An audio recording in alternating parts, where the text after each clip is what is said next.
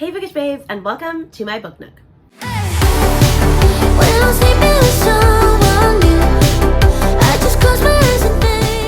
those that are new around here, the name's Rainy. I teach music, read books, all of the things. I feel like I say it differently every time we watch a video, but you know what? We're gonna go with it. So if you also like to read books and things of all different types, then I'm your gal. Hey, here, stay tuned. All right. We're gonna get started. Before we do, I just need to say, I absolutely love the shirt that I'm wearing. Got it for $3 at this thrift store. It's like a whole woman empowerment shirt, and it didn't come with these cool glasses, but I grabbed these because they're awesome. So I feel like a cool kid in them. Maybe I'm not actually a cool kid, but you know what? I feel like a cool kid. So that's what, I know that's exactly why we are here. Okay, we are here to talk about the mid-year book freak out tag.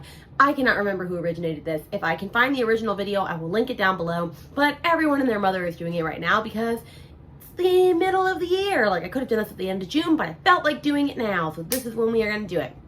And it asks all sorts of questions about what your reading experience has been like in 2022 so far. And honestly, I can't believe that I'm even filming this and that we're halfway through 2022 and that I, at this current time, have read 55 books. That is awesome, considering last year I only read 32 in total, and I'm already beating that by like 23. Yeah, 23. It took me a minute to like figure out math and shit because, you know, I'm not a mathetist. That's what I'm gonna say. Anyway, I'm just gonna start saying what my books are and the different questions. I have them on my iPad right here, so if you see me looking over, that is what I am doing. And let's get down to business. So, number 1 says, what is the best book you've read so far in 2022? If you follow me on Bookstagram or Instagram, or you've been on my channel for a hot minute, then you might already know what book it is because I have been singing its praises, and I think that it needs to get more hype. It is fan-freaking-tastic, and that is Other People's Clothes by Calla Henkel. None of the other books I've read this year have even blown a torch to this. And it's not like this is the best thing I've ever read. I don't know. It just worked for me. Like, I was very intrigued by the story. I loved our main character, not Zoe.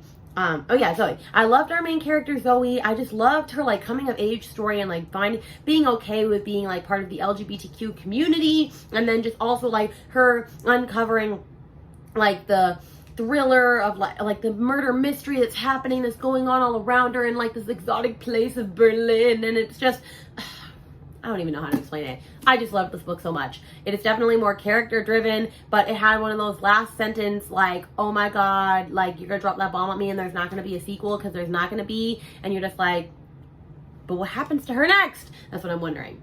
Anyway, I will forever say this book is fantastic. I would read it again. In fact, I will probably read it again. It might be a yearly reread. I loved this book. It's the best book so far. I don't know if a book's going to top it. You might hear me come say in December, this is my top book of the year. I'm just saying. All right, question number 2 is the best sequel that I have read in 2022. And I have not really started or finished that many series this year, but this one for sure stood out to me, and I'm actually glad I'm getting to talk about it because it's also up there. The first one is up there in like my favorite books like ever or of the year, so I'm glad that I got to this. And it's Jade War by Fonda Lee, which is the sequel to Jade City, and then the book after this is Jade Legacy, which I have not gotten to yet because that's like a 700-page book. Anyway, this is fantastic. It's high fantasy. It's one of the first high fantasy books that I've ever read, and so I was a little hesitant going into it. But everyone said that this was like a great high fantasy to start with, and I absolutely agree. The second one was a lot more political, and I only gave this one 4 stars, whereas I gave the first book 5 stars.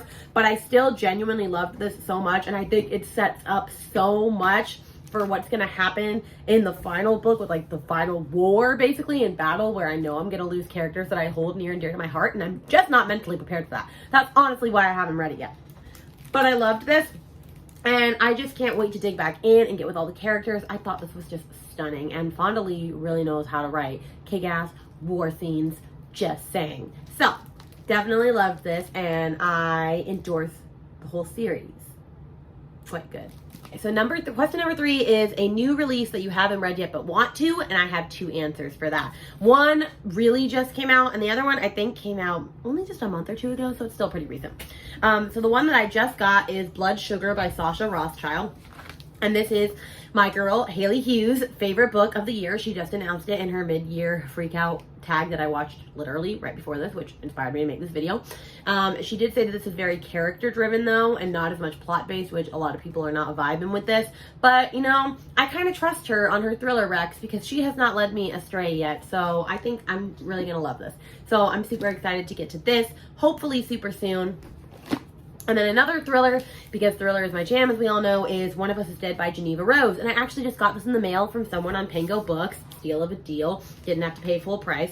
It is a heavy book, like a heavy hardcover. But yeah, this one's like a domestic socialite thriller with like all these rich, like fancy women or like a place of expensive cars, huge houses, and competitive friendships. And I think one of them winds up dead or something, obviously. One of us is dead. So anyway, yeah, I've been wanting to read these and I hope that I get a chance to read these super soon. I am doing an anticipated thriller reads like vlog right now, and this would be perfect for that, but I'm already trying to read too many books for that. Thriller life problems. Okay, number 4 is your most anticipated release for the second half of the year, and I would definitely have to say, and I don't have it yet, is The House Across the Lake by Riley Sager. I did have the chance to buy it in the store the other day. It comes out, I believe, in like 3 or 4 days from now, and it was in the store already when I went to go buy it, but I didn't buy it because I wanted to buy the Book of the Month edition because I wanted all my editions to match. But since Book of the Month I've been shying away from repeat authors, I'm afraid that Mr. Sager is not going to be an option in July, and then I'm going to be sad and have to have mismatched books. And I know that's a first world problem, but you know what? It's my first world problem. But anyway, that is my most anticipated release. Fun fact, I've not read a single Riley Sager book, but I own all his books on that top shelf. Why? I don't know. I just feel like I gotta have them all, and one day I'm just going to read them all and do a Riley Sager vlog, you know? But I'm definitely going to read The House Across the Lake, and it's going to be the first book that I read because I'm reading it for Gabby's book troop, and I have read every single book of theirs for the book troop this year except for one. So go me. Number 5 is The Biggest Disappointment, and I don't have this book with me because my mom is borrowing it, but honestly I might just tell her to keep it, or I'll probably sell it on Pango Books.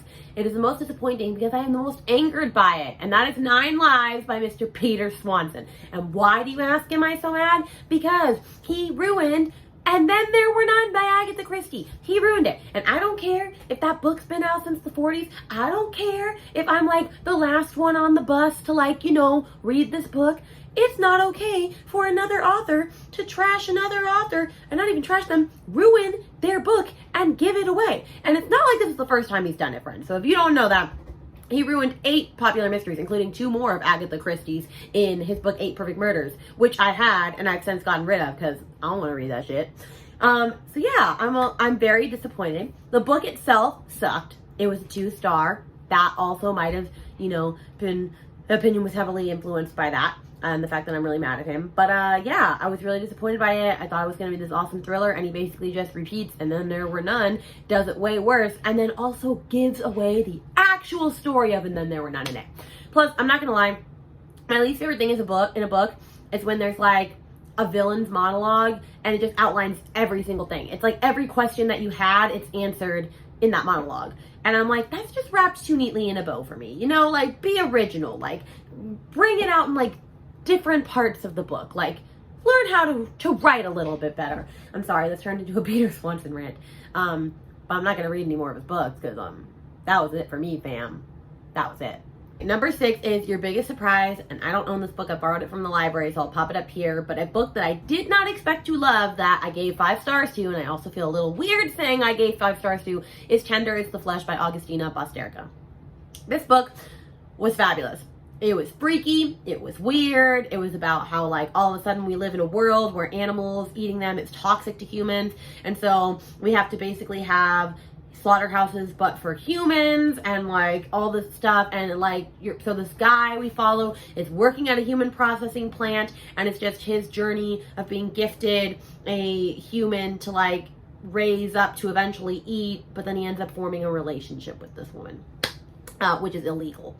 And this book, I don't know. First off, the audiobook was on point. The narrator was foreign, and he would he would laugh and he would do other stuff, and it was just fantastic. I loved the audiobook guy.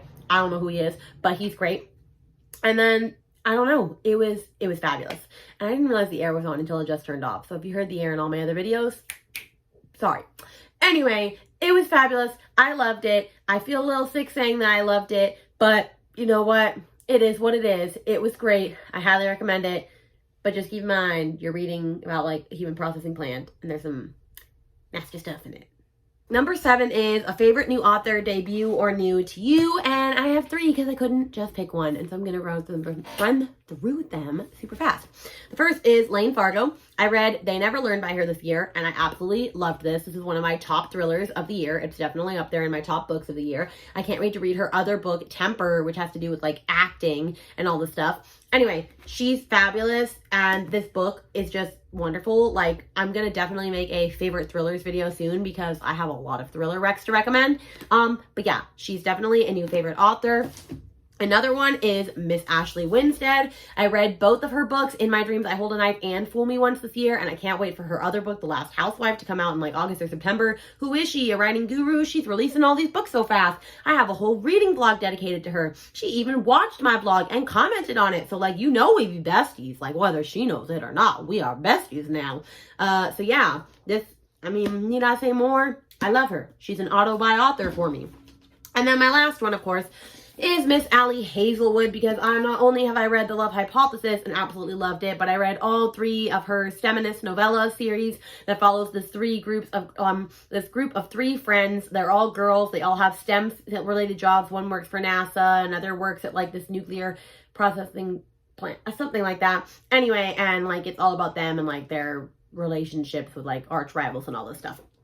Anyway, I loved all of them. She's never gotten less than a 4-star from me, so she's definitely legit. I can't wait to read her new Love on the Brain book. So yeah, I think we have some really talented authors in here, and I can't wait to see what they come up next. Although I'm not gonna lie, this year has mostly been new or debut authors. I've hardly read from authors that I already have read from because I've been reading a lot more this year. So there were a lot of others that were not on this list and probably should have been, and that's just 3.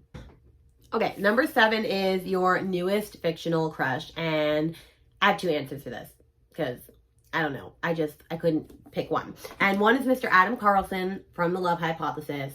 I just love, in this entire book, how great and, like, sweet and stuff he is to Olive, even during this fake dating relationship. Like, you can really tell that he's taking her feelings into consideration, and he's just being so kind and so caring to her. And like, I feel like you don't get that portrayal a lot from like men in romance novels. And for a Mr. Grumpy Sunshine dude, like, he's fabulous. He's everything that I wanted him to be and more. So I love him so much. He's definitely a fictional crush for me. And then the other is Mr. Brendan from It Happened One Summer. I can't remember his last name right now, but that book is super steamy. And I just literally, there are so many things he says in it, but there's like one part where he's like, I want to take you shopping, and like let her go shopping all over because like that makes me, a lot of things. And I don't know, I just loved that rugged fisherman, like lumberjacky type dude. I think that could really work for me. So yeah, I love Brendan from It Happened One Summer. And then I also love Adam Carlson. And you know what? If they were real, we'd be in trouble. All right, number 9 is my newest favorite character, and I have 2, and it is Nick and Charlie from Heartstopper. So I've only read the first 2. I know what you're saying. You own the 3rd and you haven't read it yet. Yes, that is true. And I don't own the 4th yet. I need to get on that. But you know what? It'll happen when it happens. I read the first 2 books, and of course I've watched the show Heartstopper on Netflix twice already. Love it so much. They are just the epitome of everything that is good and right and pure in this world. They are adorable. Their love is so pure. I just love this whole thing. How like Nick is to Charlie and how Charlie is to Nick. And I can't say anything. I can't say anything more about them. And if you are someone that doesn't like these books or this series, I have to question you. I have to ask why. I have to ask, do you have a soul? Do you understand? I'm sure you do. I feel like if you didn't, I don't know. I feel like you wouldn't be watching this if you weren't into that. I don't know.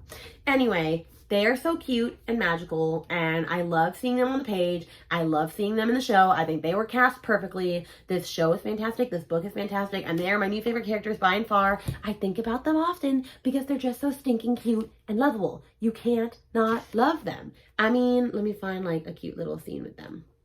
Like, look at them. They're There you go. They're just so cute. So yes, they're my favorite characters by far. All right, number 10 is a book that made you cry. And this is where everybody hates me when I tell you books don't make me cry. But now you're probably like, what the heck is wrong with you? Do you feel things? Yes, I feel things. But I'm not as good at envisioning the entire book like a movie in my head. Like, I envision to an extent, but I don't envision to the point where I can see it literally like a movie where that would make me cry. Because I cry in movies. I cry in TV shows. I cry all the time. Like, I can't stop crying. I'll cry over stupid things. Like, I think I cried the other day in Stranger Things. Like, a thing you wouldn't think to cry in. Yeah, I know. I'm just like that. But instead, I will give you a book that triggered me and made me want to cry because of all the evil stuff in it. And that is Verity by Miss Coho, Colleen Hoover. So I gave this book 5 stars because it was fabulous. Like, I can't believe someone actually crafted this. But it's the first book to have triggered me because the things that are done to tiny humans in this book is not even okay. I was about to say inconceivable. I was thinking of Princess Bride. Inconceivable! But that's not even what that means, and he never uses it correctly. So I'm going to say deplorable instead. Deplorable! Anyway, yeah, there were some parts in this where I just kept thinking about my son and how if I had done that to him or if someone else had done that to him, I would murder them. And how could you, having kids, be able to do that sort of stuff to your own children? So, like, this has all the trigger warnings and beyond. I am not recommending this book lightly, especially to mothers. I'm not recommending them to mothers in the slightest unless you have a strong stomach. Oh, the air arm back on.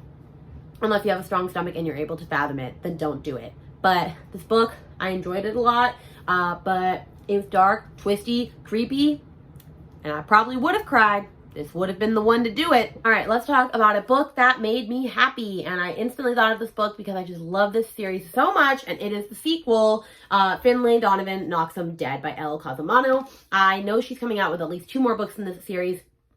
And I can't remember what the next one is called, but it's coming out at the beginning of 2023. I love this series. I loved this one just as much as I loved the first one. It's this cute little cozy mystery series about Miss Finlay, who has gotten herself into mischief because someone overhears her. She writes murder mysteries. And someone overhears her and thinks that she's like a pay-to-kill assassin and like hires her to assassinate someone in their family. And the sequel just goes on continuing with that murder plotline because now someone's trying to assassinate someone else that she knows. So anyway, this is great. Her and Vera, her tag team person, are like Thelma and Louise. They are so fabulous.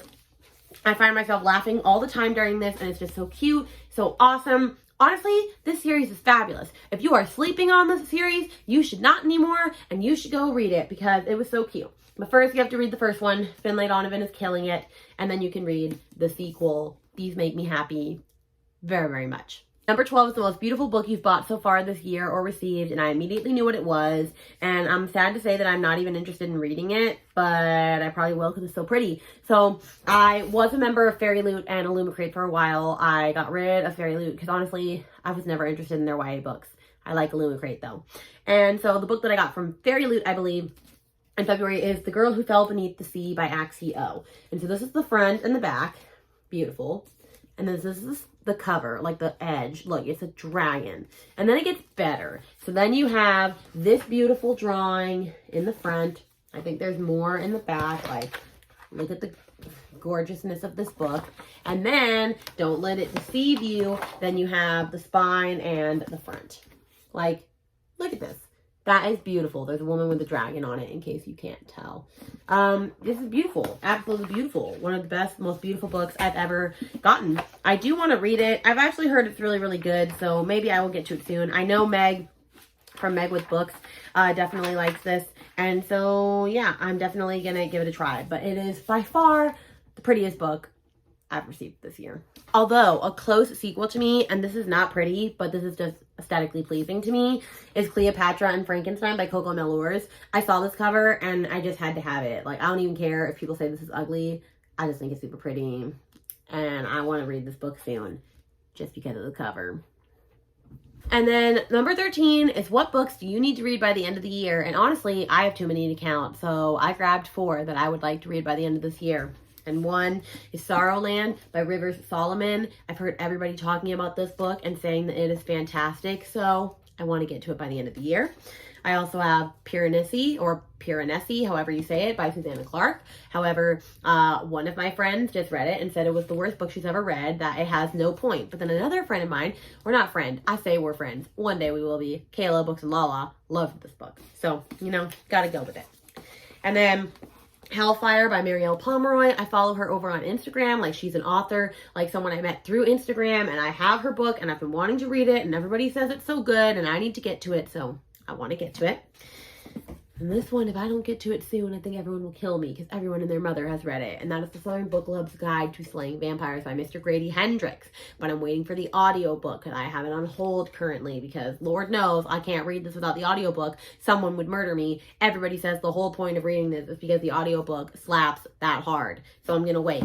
So these are just some, but literally I'm looking over at this entire stack. In fact, I'm going to show you really quick. This entire bookshelf I literally designed as books that I want to get to sooner than later. So like, those are all books. When am I going to get to them? When? And with that, that is our mid-year book freakout tag for 2022. I hope you found some books in this that maybe were not on your radar, that you want to get to super soon. Honestly, this one has been staring at me since I put it down earlier. One of Us is Dead by Geneva Rose. I honestly might just bust out into this in a minute, because I did just finish Hidden Pictures by Jason Rekulak, which I'm not going to tell you what I thought of that.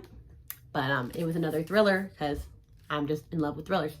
Anyway, I hope you found some books that you're interested in. I will see you again in a video very, very soon. Right now, I've got to clean up all the books that I just moved because of this and get ready to do some circus, because if you don't know by now, that's my life. It's like being with my son and reading books and doing circus, and I'm on summer break as a teacher.